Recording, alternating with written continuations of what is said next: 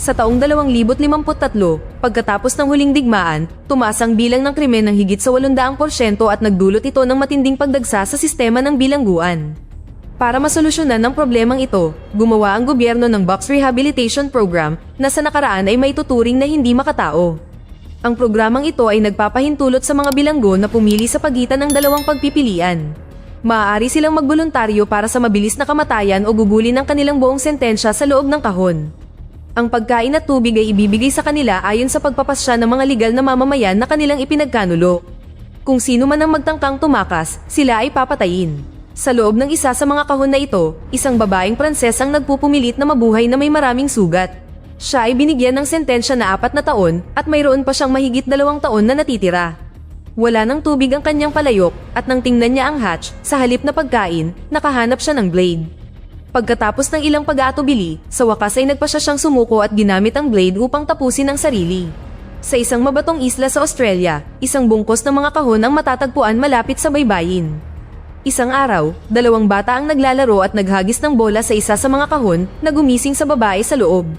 Natuklasan ng presong si 13 na nakatali ang kanyang mga kamay at paa, kaya hinila niya ang lubid gamit ang kanyang mga ngipin hanggang sa tuluyang makalaya ang sarili. Siya ay binigyan ng 7 taon na sentensya at ngayon ang kanyang unang araw. Biglang tumunog ang ilaw sa pader at bumukas ang maliit na hatch. Tumingin si 13 at nakita ang mga bata na naglalakad palayo. Pagkaraan lamang ng 1 segundo, muling tumunog ang ilaw at nagsara ang hatch.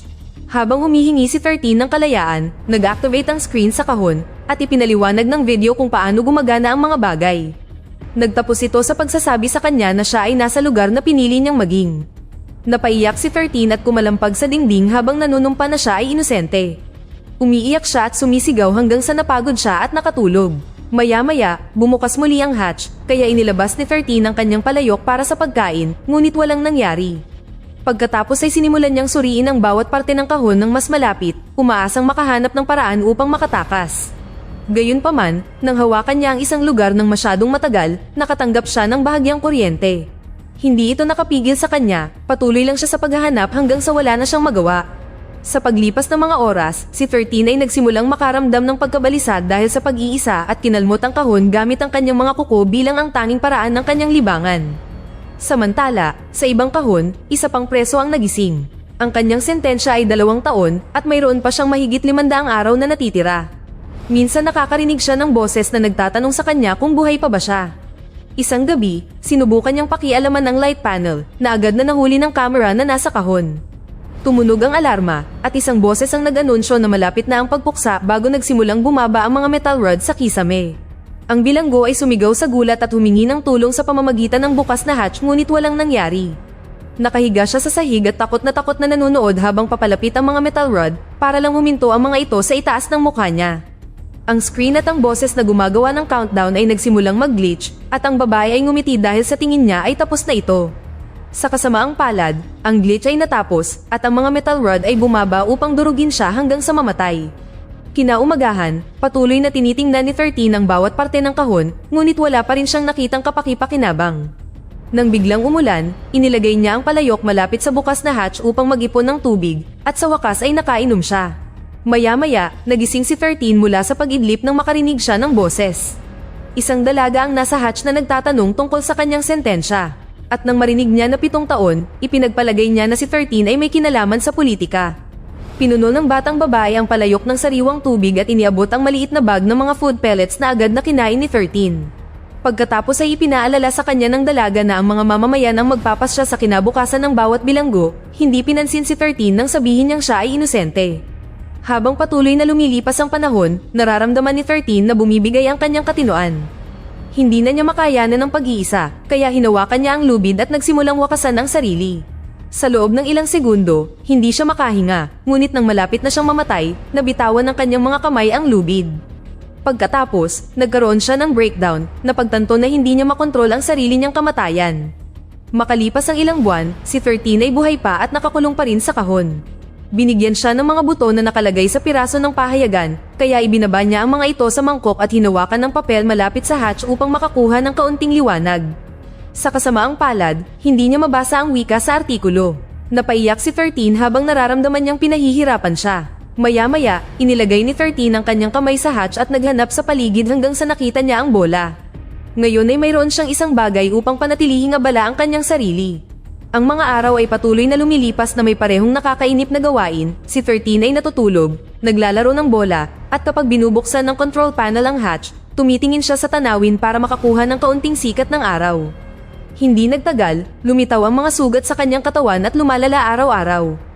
Samantala, sa ibang kahon, ang isang lalaki ay dumaraan sa kanyang 5 taong sentensya. Natapos na niya ang 1,000 araw, kaya sa ngayon siya ay tila nabubuhay na walang laman na kabibe na inuulit ang salitang, "Ako ay nasa lugar na pinili kong maging."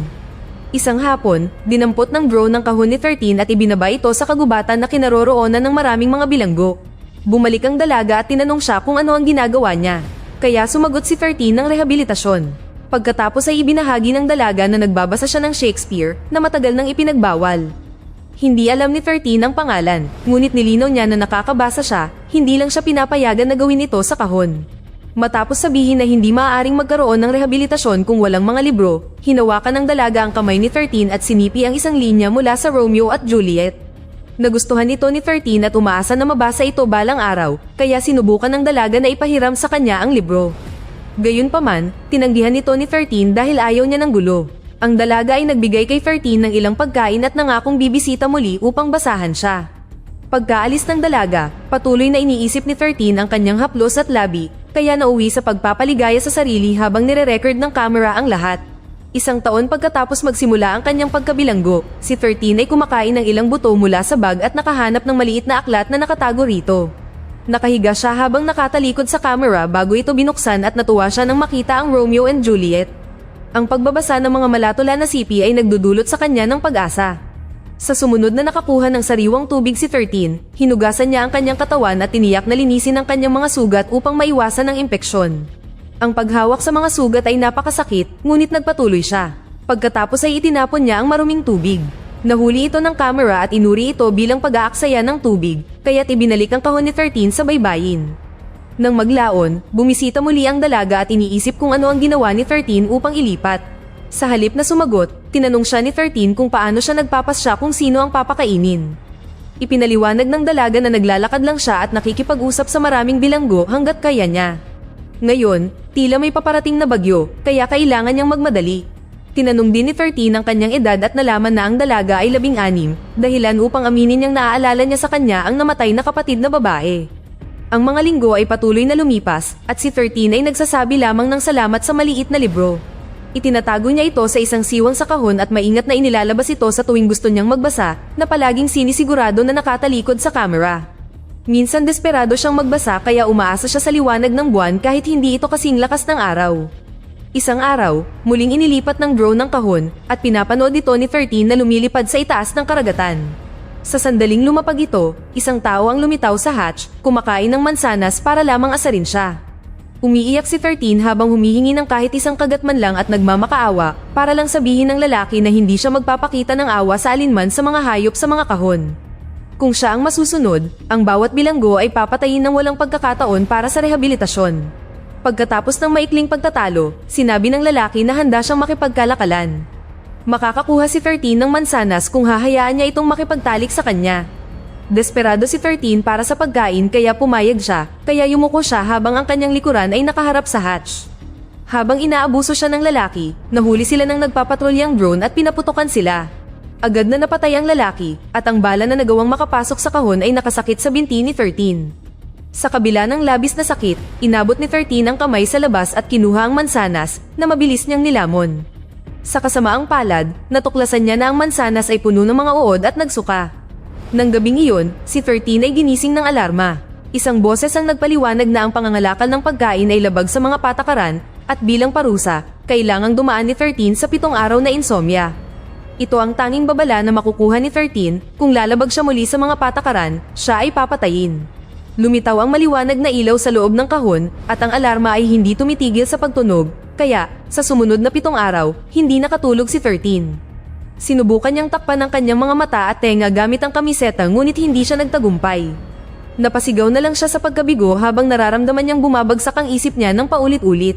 Minsan humihinto ang alarma at sinusubukan ni 13 na matulog, ngunit sa sandaling ipikit niya ang kanyang mga mata, magsisimulang muli ang alarma. Sa linggo ng insomnia, si 13 ay umabot ng 2 taon sa kahon. Makalipas ang ilang sandali, napansin ni 13 na may mga taong masayang namumuhay sa labas ng kahon. Ang boses ay biglang nag-anunsyo na siya ay dumaan sa maling paghatol, kaya ang mga mamamayan ay sumang-ayon na palayain siya. Isang magandang babae ang lumitaw sa hatch at kahit papaano ay nakapasok siya sa loob. Iniisip ni 13 na pamilyar siya, ngunit hindi siya nakikilala. Ang babae ay nakaupo sa sopa habang naglalaro ng tasa ng tsaa, ipinaliwanag na ang lahat ay halusinasyon at si 13 ay hindi papakawalan. Sa katunayan, ang magandang babaeng ito ay kung ano ang hitsura ni 13 bago mahuli. Ipinaliwanag ng babae kung anong uri ng mental rides ang kayang pagdaanan ng utak ng tao at tumawa ng malakas habang si 13 ay umiiyak sa sakit. Nang sa wakas ay ibinalita ng boses sa kahon na tapos na ang parusa, sa wakas ay makakatulog na si 13 at nawala ang halusinasyon, ngunit na-trauma siya dahil dito. Makalipas ang ilang gabi, nakakita si 13 ng mga paputok sa kalangitan. Ang boses ng kahon ay nagpapaliwanag na ito ay ang bagong taon at upang ipagdiwang. Pinili ng mga mamamayan na bigyan ng amnestiya ang lahat ng mga bilanggo sa mga kahon maliban sa mga nahatulan ng politika.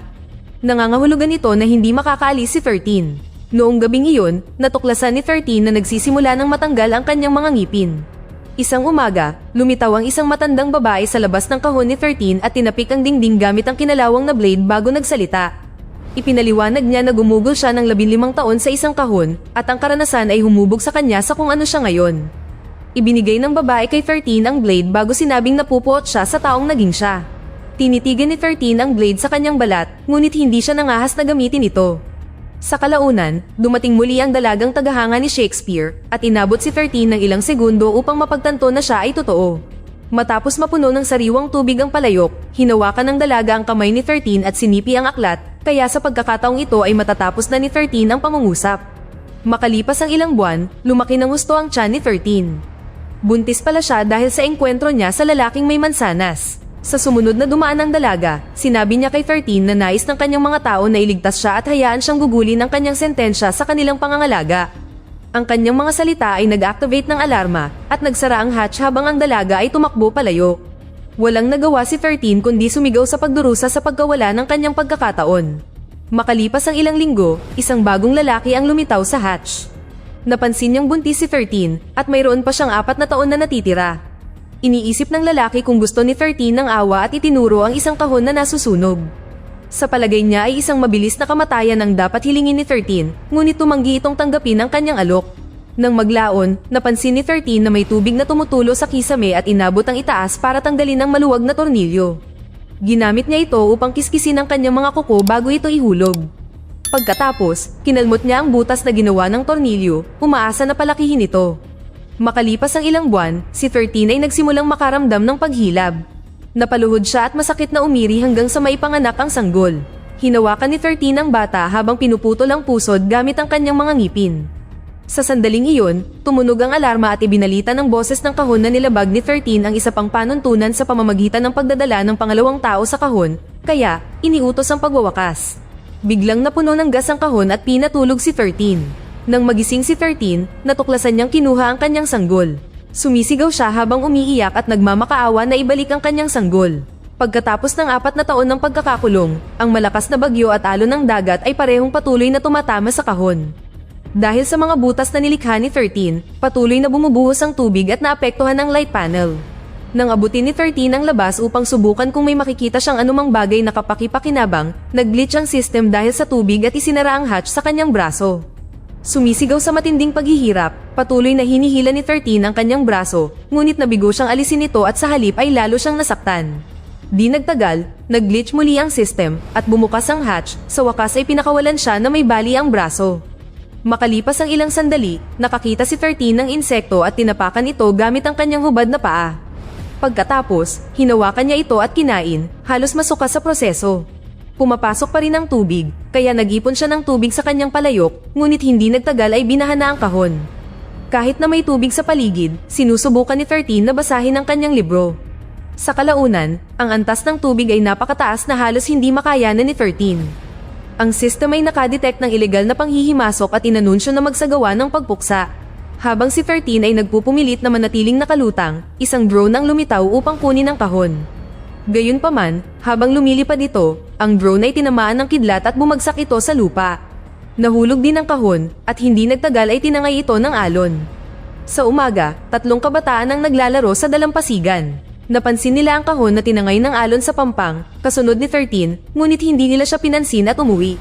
Dito na nagtatapos ang ating kwento. Sana ay nagustuhan nyo. Mag-subscribe na kung hindi ka pa nakasubscribe, pindutin na rin ang notification bell at like button upang matulungan ang channel, at mag-iwan na rin ng komento.